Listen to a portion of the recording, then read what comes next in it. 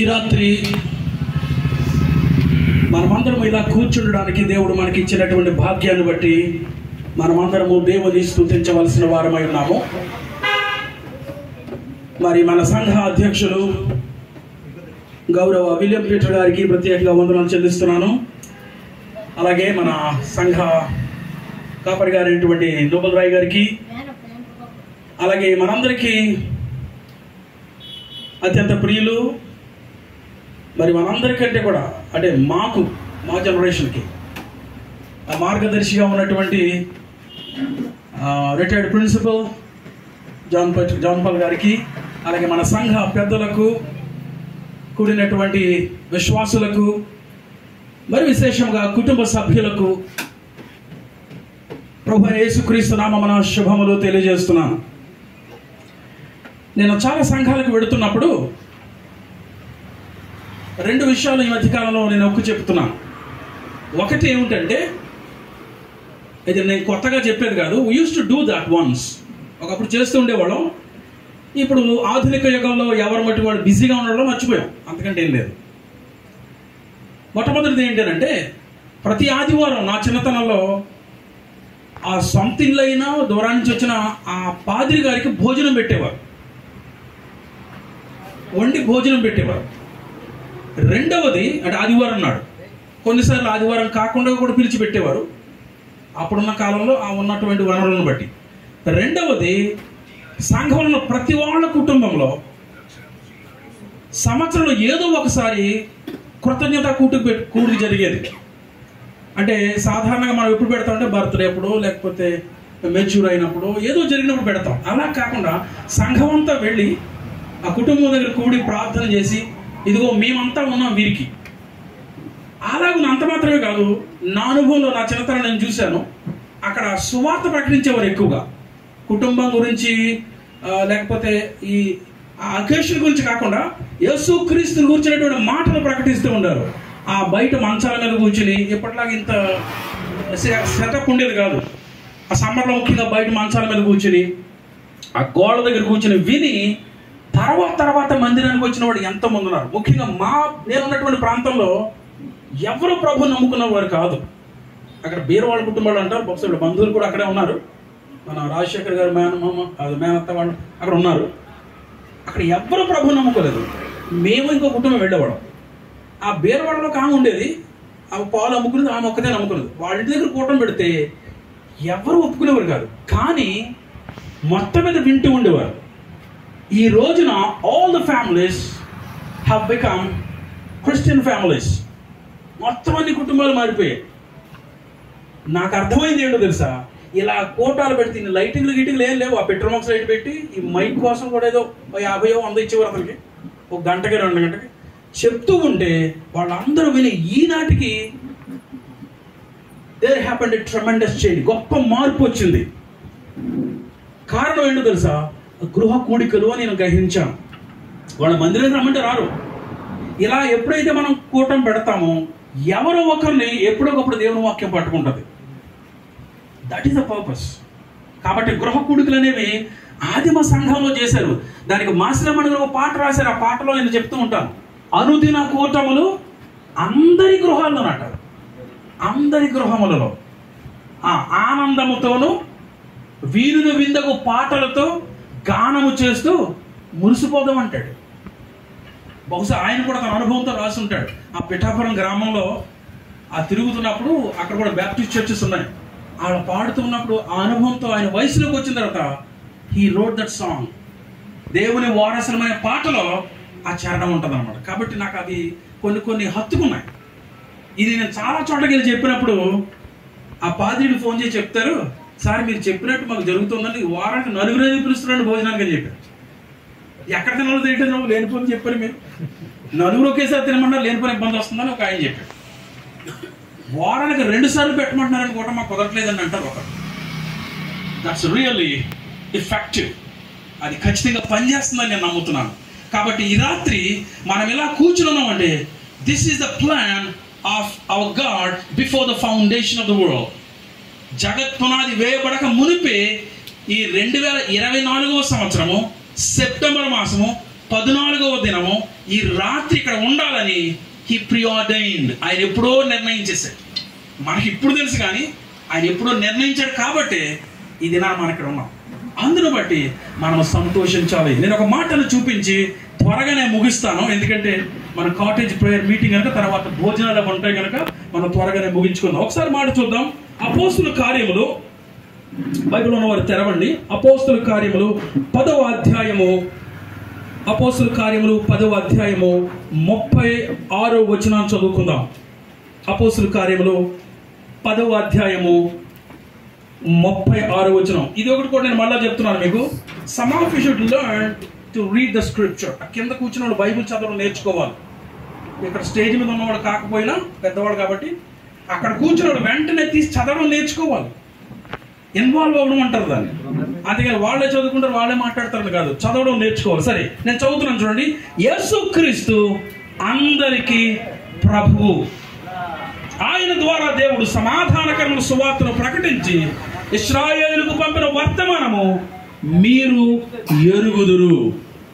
ఈ మాటలు అపోస్తలుడైన పేతురు కొర్నేలు ఇంటిలో కూర్చున్నప్పుడు, కొర్నేలు ఇంటికి వచ్చినప్పుడు రాస్తూ ఉన్నాడు.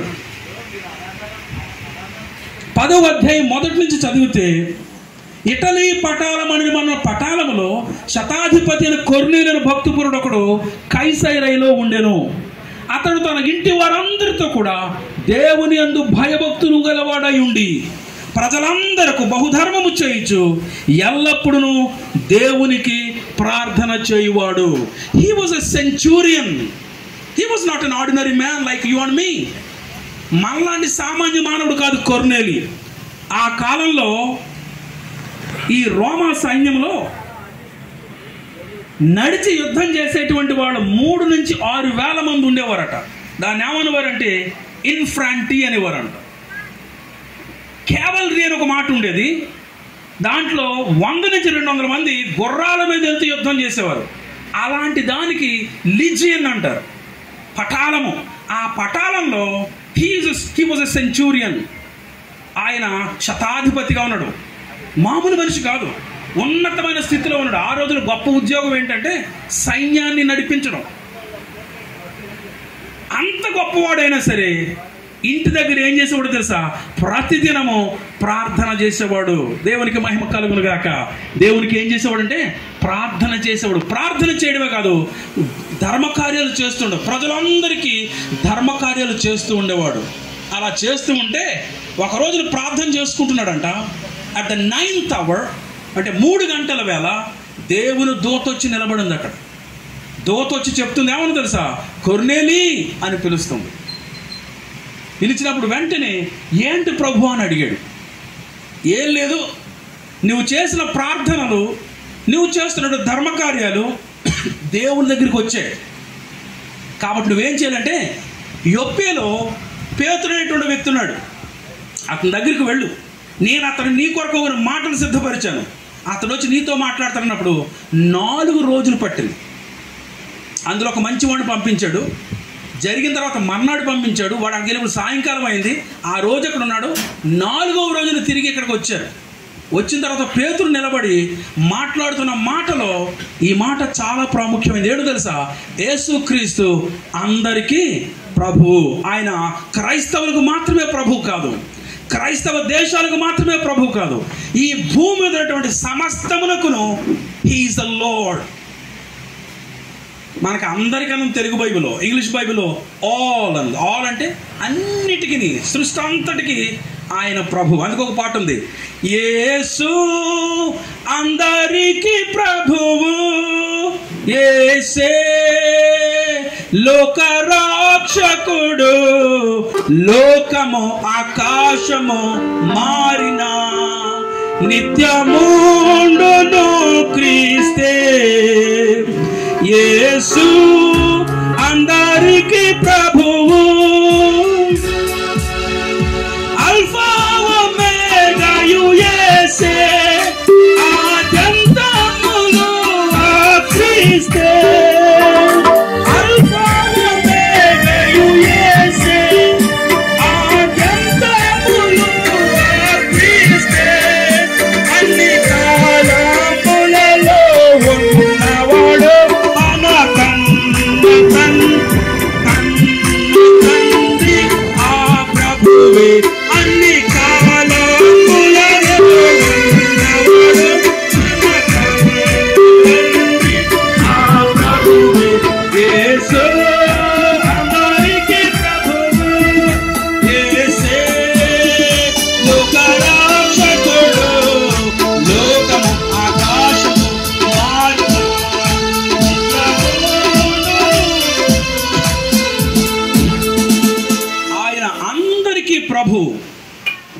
అందరికీ ప్రభు. ఎవరైతే నామమును ప్రార్థన చేస్తారో, ఎవరైతే ఆయన పట్ల భయభక్తులు కలిగి ఉంటారో వారిని ప్రత్యేకంగా దర్శించేటువంటి దేవుడు. క్రైస్తవం మతం కాదు, క్రైస్తవం ఏదో తక్కువ కులవానికి సంబంధించింది కాదు. యేసు ప్రభువు అందరికీ దేవుడు. ఆయన లోకానికి వచ్చింది మానవాళ్ళందరిని రక్షించడానికి. అందుకనే మా లూకా సువార్తలో ఒకసారి చూడండి, వైద్యుడైనటువంటి లూకా రాస్తూ 1వ అధ్యాయము 79వ వచనంలో ఒక మాటను తెలియజేస్తున్నాడు. లూకా సువార్త 1వ అధ్యాయము 79వ వచనము, చీకటిలోను మరణ ఛాయలోను కూర్చుండి వారికి వెలుగుచ్చుటకై ఆ మహావాత్సల్యమును బట్టి పైనుండి ఆయన మనకు అరుణోదయ దర్శనము అనుగ్రహించెను. చీకటిలోను మరణ ఛాయలోను కూర్చుండి వారికి మన భారతీయులు ప్రార్థన చేశారు. మన భారతీయులు పూర్వం ప్రార్థన చేశారు. ఎవరు తెలుసా? మేము చీకటిలో ఉన్నాము, మమ్మల్ని వెలుగులోకి నడిపించు. మేము మరణంలో ఉన్న మమ్మల్ని జీవంలోకి నడిపించు. మేము అసత్యంలో ఉన్న మమ్మల్ని సత్యంలోకి నడిపించు అని ఎన్నో ఏళ్లుగా ప్రార్థన చేశారు. కానీ they couldn't find the answer even today. కానీ దానికి ఆన్సర్ ఎక్కడ ఉందో తెలుసా? యేసు ప్రభు వారి లోకానికి వెలుగుగా వచ్చాడు. మరణంలో ఉన్నటువంటి వారిని వెలుగు తీయడానికి, జీవంలోకి రప్పించడానికి, చీకటిలో ఉన్న వారిని వెలుగులోకి రప్పించడానికి ఆయన తన మహావాత్సల్యాన్ని బట్టి పైనుండి ఆయనకు మనకు అరుణోదయ దర్శనం అనుగ్రహించాడు. ఈ మాటలు కొర్నేలుతో పేతురు చెప్తూ ఉన్నాడు. ఇదిగో కొర్నేలి, నీవు యూదుడు కాదు, అయినా సరే దేవుడు నిన్ను ఏం చేశాడంటే కనికరించాడు. ఆయన తన కృపను నీ పట్ల చూపించాడు. ఆయన నీకు రక్షణను అనుగ్రహిస్తున్నాడు. యేసు ప్రభు వారు సకల మానవాళికి దేవుడు. ఆయన మనం అనుకున్నా కాదనుకున్నా ఆయన మానవులందరికీ దేవుడు. అందుకని కొర్నేలుతో మాట్లాడుతున్నాడు, ఇదిగో యేసుక్రీస్తు అందరికీ ప్రభు అయి ఉన్నాడు. ఈ రాత్రి మేము ప్రకటిస్తున్నటువంటి దేవుడు, ఈ రాత్రి మేము ధ్యానం చేస్తున్న దేవుడు, ఈ రాత్రి మేము కీర్తిస్తున్న దేవుడు, he's the Lord of all. ఆయన అందరికీ ప్రభు. మనం అనుకున్నా అనుకోకపోయినా ఆయన అందరికీ ప్రభు. అయితే మానవులు ఏం చేయవలసిందో తెలుసా? జీకే చెస్టర్టన్ అనేటువంటి ఒక ఇంగ్లీష్ రైటర్ ఉన్నాడు, జీకే చెస్టర్టన్. ఆయన ఏమన్నాడు తెలుసా? దేవుడు సూర్యుని లాంటి వాడు. దేవుడు సూర్యుని లాంటి వాడు. సూర్యుడికి మనుషులు అక్కర్లేదు, కానీ మనుషులకి ఎవరు కావాలి? సూర్యుడు కావాలి. మనుషులు సూర్యుడికి అక్కర్లేదు, కానీ సూర్యుడు మానవులందరికీ కావాలి, సృష్టి అంతటికి కావాలి. దేవుడు అలాంటి వాడు. మానవులకు దేవుని అవసరత ఎంతైనా ఉంది. ఎందుకంటే దేవుడు మానవుని తన స్వరూపమందు చేసుకున్నాడు, తన పోలికలో చేసుకున్నాడు. ఆయన ఉద్దేశం ఏంటో తెలుసా? మానవులు ఎప్పుడు ఆయనను స్తుతించాలని, ఎప్పుడు ఆయనను ఘనపరచాలని, ఎప్పుడు ఆయనను మహిమపరచాలని దేవుడు కోరుకుంటూ ఉన్నాడు. చాలా సంవత్సరాలు కనిపెట్టాడు, కొంతమందిని ఆయన ఎన్నుకున్నాడు. కానీ మానవులందరూ చెడిపోతూ మొదలుపెట్టారు. అయితే చివరికి ఏమైందో తెలుసా? ఆయన తన కుమారుడైనటువంటి యేసుక్రీస్తును ఈ లోకమునకు మనందరి కొరకు పంపించేశాడు. మనందరి కొరకు పంపించి మనతో జీవించడానికి, మనతో ఉండడానికి he became flesh and lived amongst us. ఆయన శరీరధారి అయి మనందరితో పాటు నివసించాడు. ఎందుకు నివసించాడు తెలుసా? దేవుని రాజ్యాన్ని, దేవుని మనకు చూపించడానికి ఆయన కుమారుని ఈ లోకంలోనికి పంపించాడు. అయితే మానవులందరూ చేయవలసింది ఏంటో తెలుసా? ఆ యేసుక్రీస్తునందు విశ్వాసం ఉంచాలి, ఆయన రక్షకుడిని గ్రహించాలి. ఈ ఆధునిక యుగంలో మానవులు బ్రతకడం లేదు. మరి ఏం చేస్తారో తెలుసా? గడుపుతూ ఉన్నారు, జీవించడం మర్చిపోయారు. రోజులు, గడియలు, గంటలు గడుపుతూ ఉన్నారు. కారణం ఏంటంటే ఆధునిక యుగంలో మానవుడు అన్నిటి ద్వారా బంధించబడిపోయాడు. తనకు తెలియకుండానే కబంధాస్తాల్లోకి వెళ్ళిపోతున్నాడు, అపవాది యొక్క కబంధాస్తాల్లోకి వెళ్ళిపోతున్నాడు. అందుకని దేవుడు ఏం చేస్తున్నాడో తెలుసా? ఆయన యెషయా గ్రంథంలో, ఇదిగో భూదిగంత నివాసులారా నా వైపు చూచి రక్షణ పొందండి, నేను తప్ప మీకు వేరొక దేవుడు లేడు. దినమంతా చేతులు చాపుతున్నాడంట. ఆయన పిలుస్తూ ఉన్నాడు. ఎవరు పిలుస్తున్నాడు తెలుసా? ఇదే మిక్కిలి అనుకూలమైనటువంటి సమయము. నీవు కట్టిన ఇల్లు, నీవు సంపాదించినవి ఏమైపోతుందో తెలియదు. కాబట్టి నీవు చేయవలసింది ఏంటంటే యేసుక్రీస్తును అంగీకరించాలి, యేసుక్రీస్తును ఆయన మన జీవితంలోకి ఆహ్వానించాలి. చాలామంది అందాన్ని చూసి సంతోషిస్తారు, గర్వపడతారు. చాలా కాలం క్రితం ఇది మీకు మందిరంలో కూడా చెప్పుంటాను, మార్లిన్ మన్రోయ్ అనేటువంటి హాలీవుడ్ నటి ఉండేది, ప్రపంచ సుందరి ఆమె. జాన్ ఎఫ్ కెనడీ ఆ అమెరికన్ ప్రెసిడెంట్ కూడా ఆమె అందానికి ముగ్ధుడైపోయేవాడు. వైట్ హౌస్కి పిలిచేవాడు. ఎన్నో 100,000 ఎకరాలలో ఇల్లు కట్టుకుందాన్ని. ఆమెకు 35 ఏళ్ళు వచ్చేటప్పటికి కను కింద చారలు వస్తున్నాయని అద్దంలో చూసుకుని, అయ్యో ఇంక నేను బ్రతకడం ఎందుకు వృధా అనుకుని ఆ రాత్రి మోతాదుకు మించి నిద్ర మాత్రలు మింగేసింది. తెల్లవారులే చూసేటప్పటికి చనిపోయింది. ఏం జరిగిందో ఎవరికీ తెలియలేదు. అందగత్తే చనిపోయింది. అంతకుముందు ఆమె చనిపోక 2 నెలల ముందు బిల్లీ గ్రాహం గారు ఫోన్ చేశారట. అమ్మా దేవుడు నీతో మాట్లాడమంటున్నాడు అని అంటే, ఇప్పుడప్పుడు ఎందుకు, నాకు చాలా వయసు ఉంది, ఇంకా ఇప్పుడు మాట్లాడాల్సిన అవసరం లేదు, చూద్దాంలే, నా వయసు అంతా అయిపోయిన తర్వాత చూద్దామని అందట. ఆయన మాట్లాడిన 2 నెలల తర్వాత షీ కమిటెడ్ సూసైడ్, చనిపోయింది. కారణం ఏంటి తెలుసా? అందము పోయింది అని. ఈరోజు మానవులు వ్యర్థమైన వాటి వైపు పరుగులెడుతున్నారు. దేవుడి వైపు తిరగడానికి బదులుగా వ్యర్థమైన వాటి వైపు పరుగులెడుతున్నారు. అందుకని దేవుడు పిలుస్తూ ఉన్నాడు, రమ్ము నీ తరుణమిదే, ఇప్పుడే నిజమైనటువంటి రక్షణ. మీరు నా దగ్గరకు రండి. కట్టిన ఇల్లు ధన ధాన్యములు కనబడు బంధు మిత్రులు, కట్టిన ఇల్లు ధన ధాన్యములు కనబడు బంధు మిత్రులు, గూడు విడచి నీవు పోయినచో వెంట నీతో రారెవరు, రమ్ము నీ తరుణమిదే పిలుచుచున్నాడు నీ ప్రభువైన యేసునకు, రమ్ము సత్యవాకు నమ్మిరమ్ము, నిత్య జీవము నీకిచ్చును, సత్యవాకు నమ్మిరమ్ము, నిత్య జీవము నీకిచ్చును, నీ పేరు జీవ పుస్తకమునందు నిజముగా ఈనాడే వ్రాయును, రాము నీ తరుణమిదే పిలుచుచున్నాడు నీ ప్రభువైన యేసునకు, రాము నిన్ను క్రిందన భూమి మీద మిత్రుడు యేసు నామము గాక, నిన్ను క్రిందన భూమి మీద మిత్రుడు యేసు నామము గాక, రక్షణ పొందే దారెలదు రక్షకుడే సేవడము, రాము నీ తరుణమిదే పిలుచుచున్నాడు నీ ప్రభువైన యేసునకు, రాము. ఒక ఆయన బాగా ఫుల్గా తాగేసి ఇలాంటి కాలువ పక్కనే, ముక్తేశ్వరం లాంటి ఈ కాలువ పక్కనే ఇలా వెళ్తున్నాడంట. అతనికి ఏమనిపింది, బాగా ఎక్కువైపోయింది. ఇంకెందుకు వచ్చింది, నేను ఇంటికి వెళ్తే నా భార్య తిడతాను, పిల్లలు తిడతారు, ఈ దూకేసిందులో పడిపోదాం అనుకుంటున్నాడంట. ఈలోగా ఆ పాదిరి గారు మైకు గొట్టాలు పెట్టేవారు కదా రోజు, చెట్టు కట్టి కొబ్బరి చెట్టుకి ఈ పాట పాడుతున్నాడు.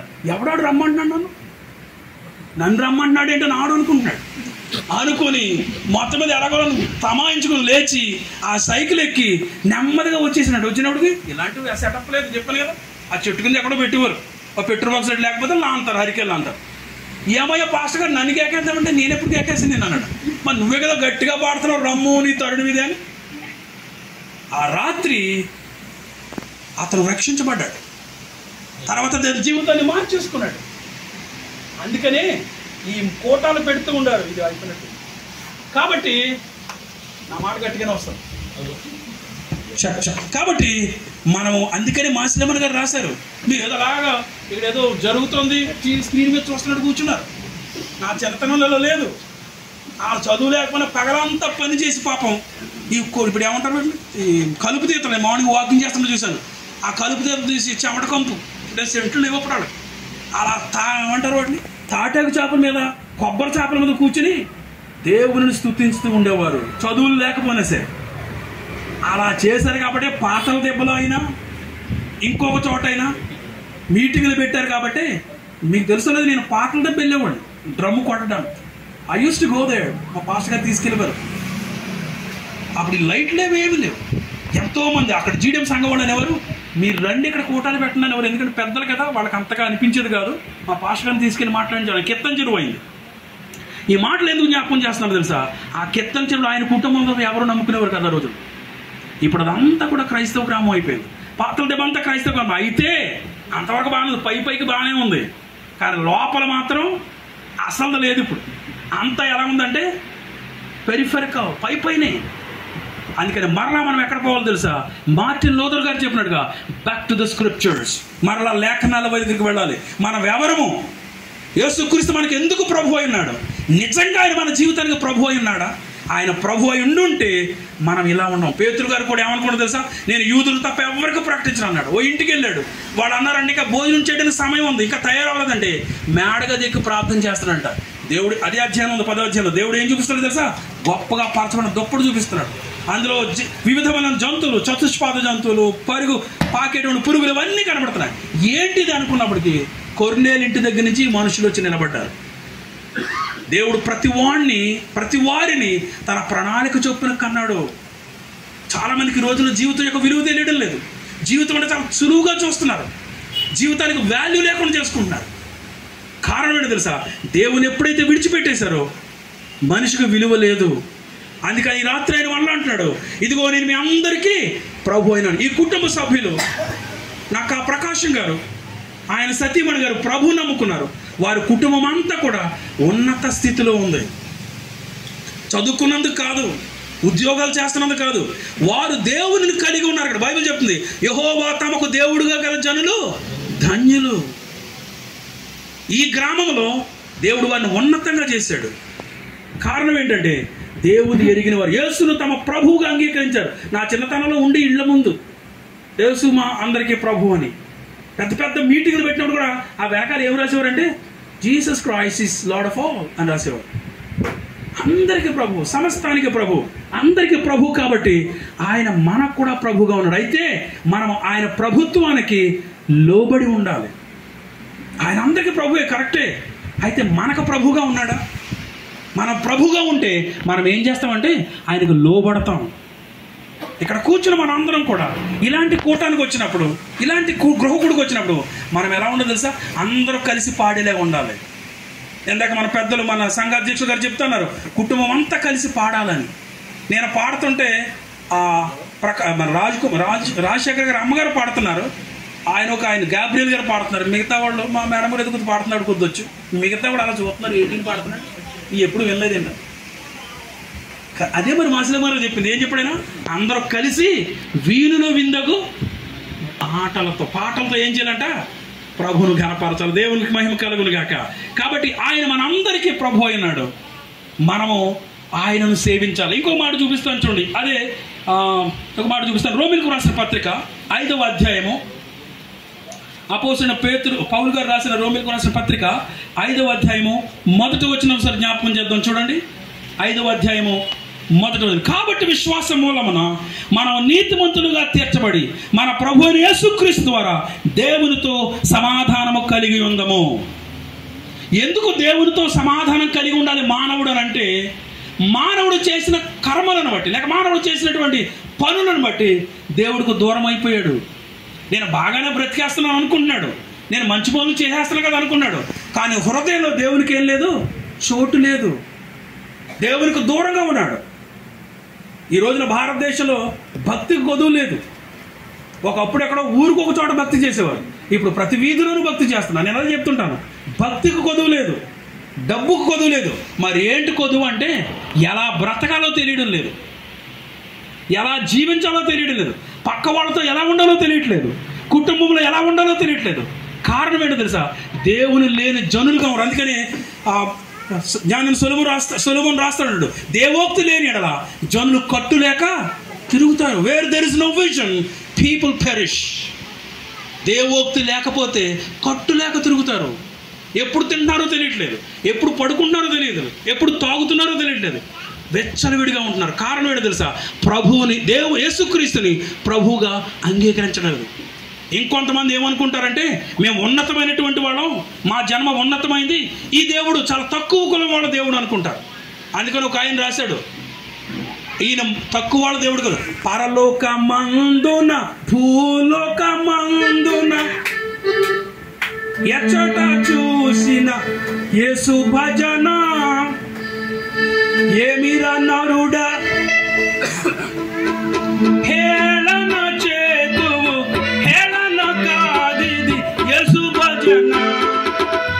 ఏమిరా నరుడా హేళన చేతువు, హేళన కాదిది యేసు భజన. పరలోకంలో భజన జరుగుతుందంట, భూమి మీద భజన జరుగుతుందంట. చాలా మంది ఏం చేస్తున్నారంటే, ఈ దేవుడు అండి వాళ్ళ దేవుడు. పరలోకంలో స్తుతించబడుతున్న దేవుడు మన ప్రభు అయినటువంటి యేసుక్రీస్తు వారు. సకల మానవాళి ఆయనను రక్షకునిగా అంగీకరించాలని ఆయన మనుషులందరి పట్ల ప్రణాళిక కలిగి ఉన్నాడు. ఈ భూమి మీద పుట్టిన ప్రతి వాళ్ళు కూడా యేసు ప్రభుని నమ్ముకోవాలి. అందుకని అంటాడు కదా, ప్రతి మోకాలు నా నామమున వంగాలి, ప్రతి నాలుక నా నామమును ఒప్పుకోవాలి. దానికి డబ్బులతో పని లేదు, ఎన్నో కిలోమీటర్లు నడిచి వెళ్ళాల్సిన పని లేదు, ఎక్కడికి వెళ్ళాల్సిన పని లేదు.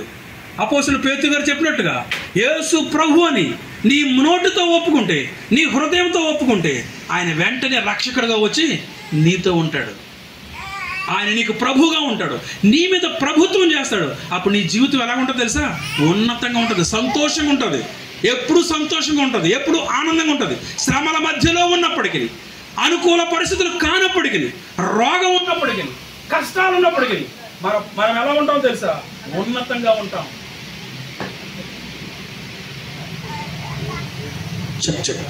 కాబట్టి ఇక్కడ అంటాడు కదా, విశ్వాస మూలంగా నీతిమంతులు అని తీర్చబడి మన ప్రభువైన యేసుక్రీస్తు ద్వారా దేవునితో సమాధానం కలిగి ఉండాలి.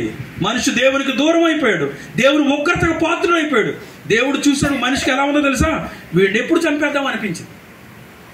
అందుకని ఆది కాండంలో అనుకుంటా మాట ఉంటుంది, నరులో చెడుతనము భూమి మీద గొప్పదైపోయింది. చూడడానికి భలే కనబడుతున్నారు, కానీ హృదయము ఇరిమియా గ్రంథంలో ఉంది. హృదయం అన్నిటికంటే మోసకరమైనది, అది ఘోరమైనటువంటి వ్యాధి కలది. Who can detect it? దాన్ని ఎవరు దాన్ని పరిశోధించగలరు? హృదయమును కలిగించినటువంటి దేవుడు మాత్రమే పరిశోధిస్తున్నాడు. ఇక్కడ కూర్చున్న మన అందరినీ కూడా హీ స్కానింగ్, ఆయన పరిశీలిస్తున్నాడు. మనం ఏ ఉద్దేశంతో కూర్చున్నామో, ఏ ఉద్దేశంతో ఇక్కడ ఉన్నామో, ఏమి ఆలోచిస్తున్నామో మన పక్కన కూర్చున్న వాళ్ళకి తెలియదు. కానీ హృదయ అంతరింద్రియములను పరిశోధించే దేవుడు ఆయన ఉన్నాడు. ఆయన మన కొరకు ఏం చేస్తున్నాడంటే చూస్తూ ఉన్నాడు. అందుకని ఇంకో చోట అంటాడు, వివేకము కలిగి దేవుని వెతకవారు కలరేమో అని దేవుడు ఆకాశం నుంచి ఏం చేస్తున్నాడంట? తొంగు చూస్తున్నాడు. వివేకం కలిగి వెతికేవాడు చాలా మంది ఉన్నారు, కానీ ఏమి లేకుండా వెతుకుతున్నారు? వివేకం లేకుండా వెతుకుతున్నారు. కానీ ఆయన కనిపెట్టేది ఏంటో తెలుసా? వివేకం కలిగి వెతకడం. Understanding who he is, understanding what we are. మనమేంటో అర్థం చేసుకోవాలి, దేవుడేంటో అర్థం చేసుకోవాలి, ఆయన మహిమను, ఆయన ఘనతను, ఆయన గొప్పతనాన్ని. ఇందాక పాడాం కదా, అత్యున్నత సింహాసనమున ఆసీనుడై ఉన్నాడు ఆయన. He's not here. ఆయన ఏదో మన జేబులు ఉన్నట్టు కాదు, ఆయన ఉన్నతమైనటువంటి దేవుడు. ఆ పరలోకంలో విడిచిపెట్టకుండా భాగ్యమని ఎంచుకొని లేకుండా నీ కొరకు నా కొరకు దాసుడుగా రిక్తుడుగా ఈ లోకానికి వచ్చాడు. ఎందుకో తెలుసా? నిన్ను నన్ను ఆయనతో రికన్సైల్ చేయడానికి, నిన్ను నన్ను సమాధానపరచడానికి, దేవుని ఉగ్రతను మన మీద లేకుండా చేయడానికి. ఇది మనందరికీ బాగా తెలుసు. ఇప్పుడు నాన్నగారు కోప్పడ్డారు అనుకోండి, బహుశా ప్రకాశం గారు కూడా చాలాసార్లు కోప్పడి ఉంటారు ఆయన సర్వీసులు ఉన్నప్పుడు. ఎందుకంటే పిల్లలు ఉన్నారు ఎక్కువ మంది. ఒకవేళ కొట్టడానికి ఆయన కర్ర పట్టుకుని వచ్చాడు అనుకోండి, ఎవరు కాపాడతారు? దారిలో కూడా వెంటనే అమ్మ వస్తుంది, ఆ చెంగు పెట్టి కప్పుతుంది. ఏం కొట్టడన్నాడు. నేను కూడా 2-3 సార్లు పిల్లలు కొట్టబోయి ఆవిడ తగిలింది. ఆవిడ ఏం చేస్తుందో తెలుసా? కొట్టకుండా నేను కాపాడుతాను. నన్ను కొట్టినా పర్వాలేదు, పిల్లలు మాత్రం యేసు ప్రభు అడ్డుపడ్డాడు మనకి. హి బికేమ్ ఎ మీడియేటర్, మధ్యవర్తిగా వచ్చి. యోబు గ్రంథంలో అంటాడు, మాకు మధ్యవర్తి లేడు, నేనేదో చెప్పుకోవడానికి మధ్యవర్తి లేడు. అయితే యేసు ప్రభు వారు తండ్రికి మనకి మధ్యవర్తిగా వచ్చాడు. ఆ గొడవను సమసిపో చేశాడు. మనల్ని తండ్రితో ఏం చేశాడు? యాకం చేసేసాడు. ఇప్పుడు మనము తండ్రితో యాకంగా ఉన్నాం. అందుకని మనం అబ్బా తండ్రి అని పిలవగలుగుతున్నాం. అది ఎవరి వల్ల సాధ్యమైందంటే యేసు క్రీస్తు వల్ల సాధ్యమైంది. ఇంకో మాట చూపిస్తాను చూడండి. ఎఫెసీయులకు రాసిన పత్రిక 2వ అధ్యాయము 17వ వచనం చూడండి. ఎఫెసీయులకు రాసిన పత్రిక 2వ అధ్యాయము 17వ వచనం. ఎఫెసీయులకు రాసిన పత్రిక 2వ అధ్యాయము 17వ వచనం.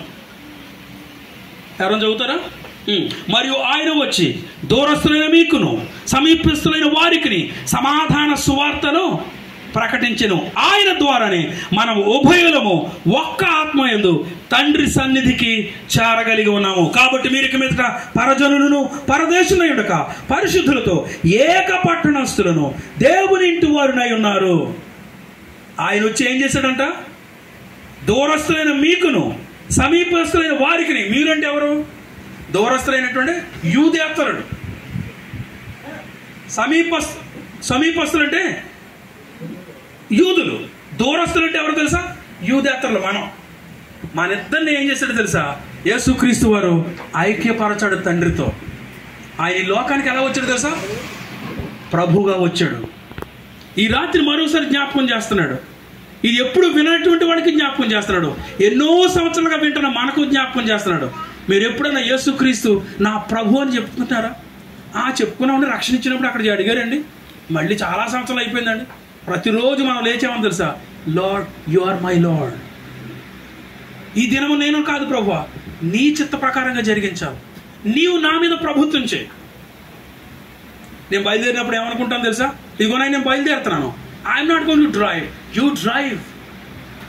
నీవే నడిపించి, నీవే డ్రైవ్ చేయి, నేను కాదు, నేను కూర్చొని ఉంటాను. ఈ మాట ఇదివరకు చెప్పుంటాను మీకు. చాలా కాలం క్రితం ఒక ఆయన ప్రభువుని నమ్ముకున్నాడు. ఒకరోజు ఏం చేస్తున్నాడంటే అడవి గుండా వెళుతున్నాడు. చీకటి అయిపోయింది. తన కారు నడుపుకుంటూ వెళ్తున్నాడు. వెళుతూ ఉంటే ఆ కారు లైట్లో ఒక ఆయన కనబడుతున్నాడు. తెల్లని అంగి వేసుకుని ఇలా చేయి చాపాడండి. చేయి చాపితే ఆ డోర్ తీసి వెనకాల కూర్చోబెట్టుకుని డ్రైవ్ చేసుకుంటూ వెళ్ళిపోయాడు. అయిపోయింది. రెండవ రోజున ఇంకొక వ్యక్తి అదే మార్గంలో వెళ్తున్నాడు. మరలా అలాగే తెల్లంగి వేసుకుని ఒక ఆయన చేయి చాపించాడు. చేయి చూపిస్తున్నాడు. చూపించేటప్పటికి డోర్ తీసి తన పక్కన కూర్చోబెట్టుకున్నాడు. తీసుకుని వెళ్ళిపోయాడు. మూడవ రోజున ఇంకొక ఆయన వెళుతున్నాడు. అదే రూట్లో కారులో వెళ్తున్నాడు. వెళ్ళేటప్పటికి మరలా అలాగే కనబడుతుంది. ఆపాడు. కారు ఆపిన తర్వాత నువ్వెవరు అని అడిగాడు. ఈ ఇద్దరు అడగలేదు. వచ్చి కూర్చోమన్నారు చీకట్లో కదా, తీసుకెళ్ళిపోయారు. ఈ మూడో ఉన్నటువంటి వ్యక్తి మాత్రం అయ్యా మీరు ఎవరంటే అని అడిగాడు. అప్పుడు ఆయన ఏమన్నాడు తెలుసా? నేను ప్రభు అని యేసుక్రీస్తుని అన్నాడు. వెంటనే అతను తన సీట్లోంచి దిగి ఈ పక్కన కూర్చుని అప్పుడు ఏం చేశాడు తెలుసా? అయ్యా మీరే ప్రభు అయితే ఇప్పుడు ఈ కార్ని మీరు డ్రైవ్ చేయండి అన్నాడు. అందుకని ఆర్ఆర్కే మూడు ఒక పాట రాశాడు, యేసే నా జీవిత నాయకుడు అని. He's the leader of our life, he's the Lord of our life. మన జీవితానికి ఆయన నాయకుడిగా ఉండాలి. ఆయన నాయకుడిగా ఉన్నాడు అనుకోండి, ఎక్కడ తీసుకెళ్తాడో తెలుసు? మనల్ని పచ్చిక గల చోట్లకి తీసుకెళ్తాడు. అక్కడ అనారోగ్యం లేదు, అక్కడ గొడవలు లేవు, మానసిక సమస్యలు లేవు, అయ్యో నా పని అవ్వడం లేదని లేదు. పచ్చిక బయలుదేరి తీసుకెళ్తాడు. ఎప్పుడు పచ్చగా ఉంటుంది, మంచి ఆహారం ఉంటుంది, త్రాగడానికి నీళ్లు ఉంటాయి. అక్కడ తీసుకెళ్తాడు. ఎప్పుడు? ఆయనను మనం ప్రభుగా ఆరాధించినప్పుడు, ఆయన మనం ప్రభుగా చేసుకున్నప్పుడు. కొర్నేలితో పేతురు గారు అదే చెప్తాడు, ఇదిగో కొర్నేలి నువ్వు అన్నీ చేసావు, కానీ నీకేం కొదువు ఉంది? రక్షణ కొదువు ఉంది అని పేతురు గారు ఎప్పుడైతే మాట్లాడాడో వెంటనే కొర్నేలి కుటుంబం అంత శతాధిపతి అయినప్పటికీ వెంటనే రక్షణలోకి వచ్చాడు. యేసు ప్రభుని అంగీకరించాడు. ఈ దినాన మరి ప్రకాశం గారి కుటుంబము, వారి బిడ్డలు వీళ్ళందరూ యేసు ప్రభుని రక్షకునిగా అంగీకరించారు. కాబట్టి దేవుడు వారిని ఏం చేశాడంటే ఉన్నతంగా దీవించాడు. ఆయన మనల్ని కూడా దీవిస్తాడు. ఈ మాటలు వింటున్న ఎవరినైనా సరే మీరు చేయవలసింది ఒకటే, ఆయనను రక్షకునిగా అంగీకరించడం చాలు. ఆయన నా ప్రభుని ఒప్పుకొనడం చాలు. ఆయన మన డబ్బులు కోరడం లేదు, మన బంగారం కోరడం లేదు, ఆయన మన వస్తువులు కోరడం లేదు. ఆయన ఏం కోరుతున్నాడో తెలుసా? కుమారుడా నీ హృదయాన్ని నాకు, I will come and dwell in that. అందుకని ఒక పాట ఉంది, హృదయమైన తలుపు వద్ద నిల్చుండి నేను తడుతున్నాను. ఎవరైనా వచ్చి స్వరం వింటి తలుపు తీస్తే నేను వచ్చి వాళ్ళతో కలిసి భోజనం చేస్తాను. అన్నీ చేయగలుగుతున్నాడు మానవుడు, కానీ ఆ హృదయం అనే తలుపును మాత్రం తెరవడానికి కొంచెం కష్టమైపోతుంది. చాలా కాలం అయిందేమో తెరవలేకపోతుంది. ఉన్నట్టు అనిపిస్తుంది కానీ ఆయన లోపలికి రానివ్వడం లేదు. అందుకని బైబిల్ అంటుంది, దేవుని వాక్యం సజీవం కలది, ఎటువంటి రెండంచులు కడ్డంగోలేదు, హృదయం ప్రాణాత్మలను దూరొచ్చు, ఎముకలను మూలుగులను సంధించినంత మటుకు ఆయన వాక్యం మన హృదయంలోకి వెళ్ళాలి. ఆయన శరీరధారిగా మన మధ్యకు వచ్చాడు. ఈ రాత్రి మేము ప్రకటిస్తున్నటువంటి యేసుక్రీస్తు ఈ భూమికి సమస్తమునకును ప్రభు అయినాడు. రాజశేఖర్ గారి కుటుంబము ఆయన ప్రభుగా అంగీకరించారు. ఒకవేళ ఈ గ్రామంలో ఎవరైనా యేసును ఇంకా ప్రభుగా అంగీకరించకపోతే ఇదే మిక్కిలి అనుకూల సమయం. ఇది మతం కాదు, మిమ్మల్ని ఎక్కడికో తీసుకెళ్లాల్సింది కాదు. మీరు హృదయంతో యేసు ప్రభువుని అంగీకరించండి, ఆయన వెంటనే వస్తాడు. ఆయన ఆలస్యం చేసేవాడు కాదు, ఎవరిని త్రోసివేసేవాడు కాదు. మీరు పిలవగానే ప్రభువా అంటే వెంటనే నీ పక్కన ఉంటాడు. ఎందుకో తెలుసా? ఆయన వాత్సల్యం కలిగినటువంటి దేవుడు. ఈ రాత్రి మేము ప్రకటిస్తున్నటువంటి దేవుడు, మేము నమ్ముకున్నటువంటి దేవుడు అలాంటి గొప్ప దేవుడు. ఆయన అందరికీ ప్రభు అయినాడు. కాబట్టి ఆయనను మనం ప్రభువుగా అంగీకరించి ఆయనలో కొనసాగుదాం, ఆయనకు ఇష్టలుగా జీవిద్దాం, ఆయన మన మీద ప్రభుత్వం చేయనిద్దాం. ప్రతి దినము ఉదయం లేచిన తర్వాత ప్రభువా ఈ దినము నాకు ఇచ్చావు, నీవు నన్ను రూల్ చేయి ప్రభువా, నీవు నన్ను నడిపించు నాయన అని మనం ఆయనకు మన జీవితాన్ని అప్పగిస్తే మన జీవితాన్ని ఎలా చేస్తాడు తెలుసా? ఉన్నతంగా చేస్తాడు. మనం ఊహించలేని మేలుతో నింపుతాడు. గొప్ప కార్యాలు మన పట్ల చేస్తాడు. మనను అనేకులకు మార్గదర్శులుగా చేస్తాడు. అన్నిటికంటే చివరగా మెనక ఏం చేస్తాడు తెలుసా? ఆయన నిత్య జీవానికి మన వారసులుగా చేస్తాడు. ఆయన అంటాడు కదా, ఇదిగో నేను మీకు స్థలం సిద్ధపరచబెడుతున్నాను, నేనుండు స్థలంలో మీరు ఉండులాగన నేను మరలా వచ్చి ఏం చేస్తాను, మిమ్మల్ని అక్కడికి తీసుకుని వెళ్ళిపోతాను. He's going to come. అందుకే అంటాడు కదా, సంఘం అంతా కూడా ఎలా ఉండాలి తెలుసా? ఆయన రాకడ కొరకు సిద్ధపడి ఉండాలి.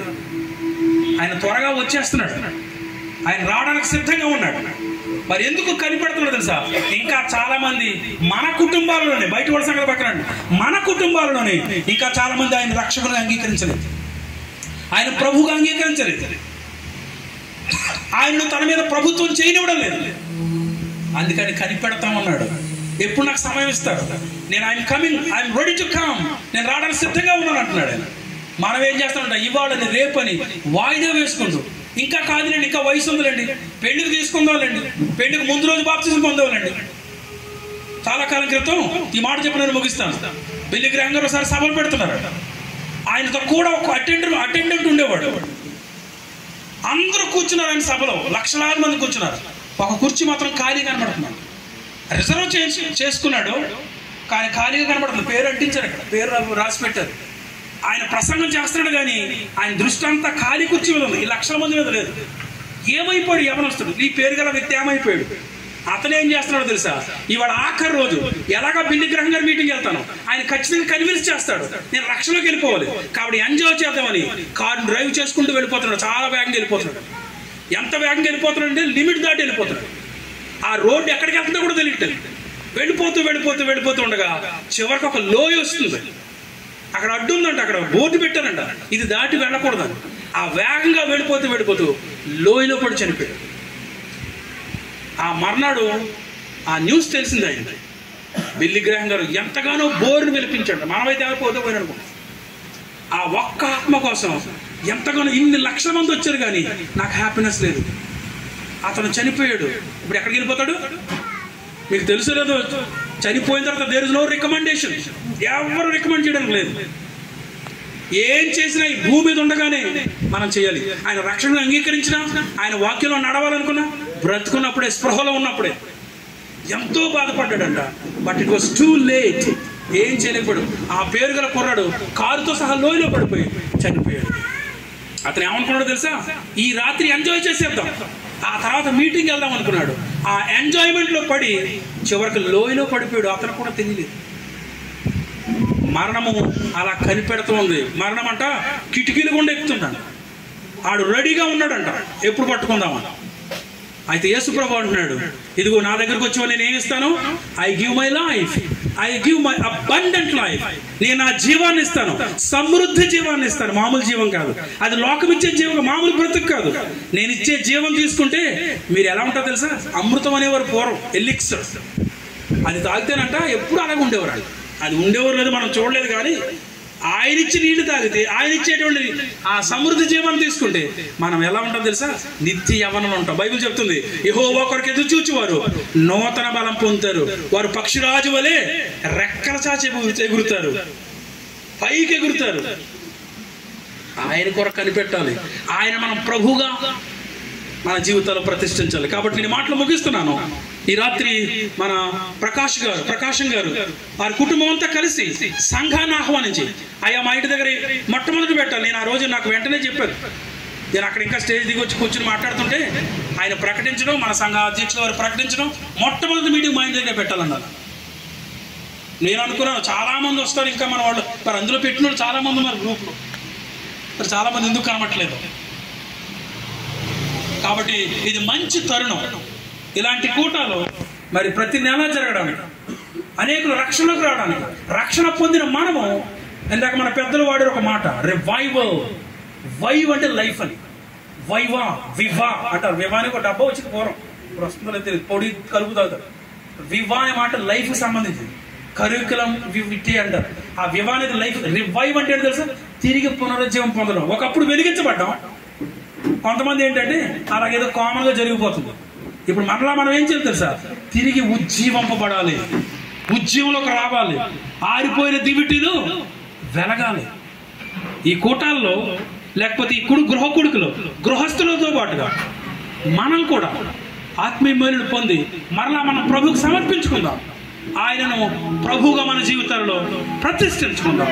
అలా ఉండడానికి పరిశుద్ధాత్మ దేవుడు మనకు సహాయం చేయనుగాక. మీరు విన్నారా? బండి మీద రామని అన్నాడు. That is the power of God. ఎప్పుడో రోజు నన్ను పట్టుకుంటాడు దేవుడు. ఇవాళ కాదు, ఒక 5 సంవత్సరాల తర్వాత అయినా ఖచ్చితంగా ప్రభు దగ్గర రావాల్సినది. నా మాట కాదు, ప్రతి మోకాలు నా నామమున వంగాలి, అంతే, ఇంకా అనుమానం ఏమీ లేదు అందులో. కాబట్టి మనం అందరము ఈ కుటుంబాలకు ప్రార్థన చేద్దాం. మనం కూడా అలాంటి తీర్మానం చేసుకుని, ప్రభువా ఈ రాత్రి నుంచి నీవు నాకు జీవితంలో ప్రభుగా ఉండు నాయనని మనం ప్రార్థన చేద్దాం. తలలు వంచండి, కళ్ళు మూసుకోనండి, చిన్న ప్రార్థన చేసి ముగిందాం. ప్రతి ఒక్కరు తలలు మూసుకోనండి, కళ్ళు మూసుకోనండి, తలలు వంచండి. నిజమే ప్రభువా, ఈ లోకంలో మా కొరకు దిగొచ్చావు, మమ్మల్ని ప్రత్యేకపరిచావు. ఆనాడు కొర్నేలు ఇంటి వారిని నువ్వు కనికరించిన దేవుడు, ఈ రాత్రి మమ్మల్ని అందరినీ కనికరించావు నాయన.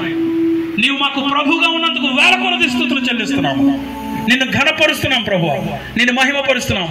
ఈ రాత్రి మమ్మల్ని ప్రత్యేకంగా మా ప్రియులు ప్రకాశం గారి గృహంలో చేరి నిన్ను స్తుతించడానికి, నిన్ను పాటలు పాడడానికి, నిన్ను కొనియాడడానికి నీవు ఇచ్చిన గొప్ప కృపను బట్టి స్తుతులు చెల్లిస్తున్నాం. ఈ రాత్రి మాటలు అనేక మంది విన్నారని నమ్ముతున్నాను. కొంతమంది దూరంగా ఉండి విన్నారు, కొంతమంది రహస్యంగా ఉండి విన్నారు. నువ్వు సమస్తాన్ని ఎరిగిన దేవుడు. ఈ మాటలు ఎవరైతే విన్నారో వారి హృదయాలను భద్రపరుచుకుంది నీ దగ్గరికి ఎప్పటికైనా రావడానికి సహాయం చేయండి. ఈ దినాన్ని మేము సాక్షులుగా నీ మాటలు చెప్పి మేము వెళుతూ ఉండగా మీరే వాటిని ఫలింపచేసి మమ్మల్ని అందరినీ బలపరచమని, మరి విశేషంగా ఈ కుటుంబస్తులందరినీ బలపరచమని, ఇంకా రక్షణలో కొనసాగడానికి, ఇంకా ఎవరికైనా రక్షణ లేకపోతే వారు రక్షణలోకి వచ్చేటకు సహాయం చేయమని, ఘనత మహిమ ప్రభావమును మీకు ఆరోపించుకోవాల్సినది మా ప్రభువు రక్షకుడునైన యేసుక్రీస్తు పరిశుద్ధ దివ్య నామమున మిక్కిలి వినయంతో బ్రతిమలాడి వేడుకున్న మా పరమ తండ్రి, ఆమేన్. అందరికీ వందనాలు. మరొకసారి ప్రత్యేకంగా వందనాలు చెల్లిస్తున్నాను. Thank you very much.